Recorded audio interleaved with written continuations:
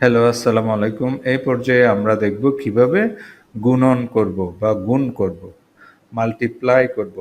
গুণ মানে হলো মাল্টিপ্লাই করা। সো এখানে আহ, আহ, এখানে যদিও এই ভিডিওসগুলো আপনাদের সিলি লাগতে পারে, তাহলে যারা যারা আসলে বেসিক শিখতে চায় বা যাদের বেসিক শেখা প্রয়োজন বা আহ, যারা আসলে একদম জিরো থেকে স্টার্ট করতেছে, তাদের ক্ষেত্রে আসলে এই এই স্পেসিফিক লেসন্সগুলো বেশি জরুরি।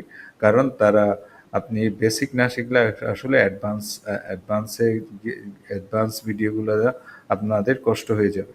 সো আমরা এই পর্যায়ে আমরা মাল্টিপ্লাই কিভাবে করতে হয় তা শিখব, বা গুণ কিভাবে করতে হয় বা গুণন কিভাবে করতে হয় এই বিষয়টা শিখব।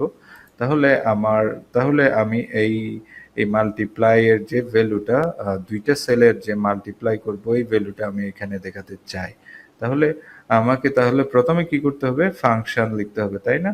তাহলে ফাংশন লিখতে প্রথমে কি করতে হবে? আমাকে ইজ ইকুয়াল টু দিতে হবে।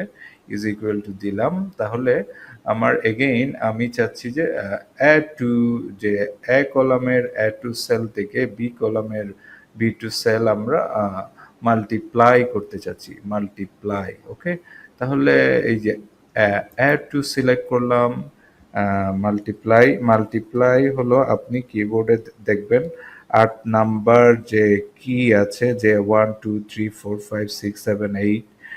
সেক্ষেত্রে আমার কিবোর্ডে যেটা আছে এটা আমি বলছি। আপনার কিবোর্ডে হয়তো ডিফারেন্ট হতে পারে, কিন্তু most of the keyboard, major যে কিবোর্ডগুলো আছে প্রায় অ্যাটলিস্ট বাংলাদেশে যে কিবোর্ড সেটিংসগুলো আছে, মোস্ট অফ দ্য সেটিং, প্রায় সবগুলো setting almost same style follow করে। আমার ক্ষেত্রে যে স্টার যেটা আছে ওইটাকে, স্টারকেই আমরা মাল্টিপ্লাই হিসেবে ট্রিট করব। সো এখানে দেখা যাচ্ছে 8 নাম্বার, 1 2 3 4 5 6 7 8, যেখানে 8 লেখা আছে, 8-এর ঠিক উপরে একটা স্টার আছে, আমাদের শিফট চেপে স্টারটা দিতে হবে।